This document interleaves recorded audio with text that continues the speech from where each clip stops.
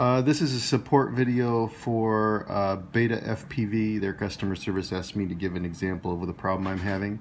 This is the Beta65S kit that comes with the frame, the props, and the 7mm by 16mm motors, 17,500 kV brush motors.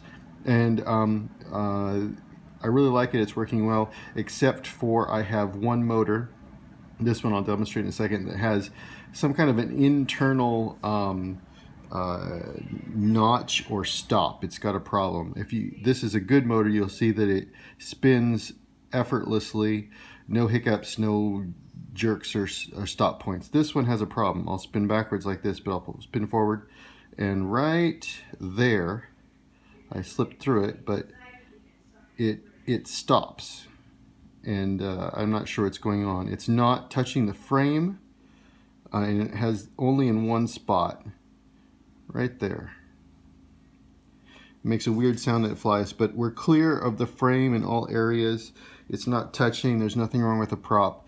I can even pull the motor out of the case and do the same test, and it still has the same hiccup in the same spot right there. Okay, that's it. Thank you very much. I appreciate the help.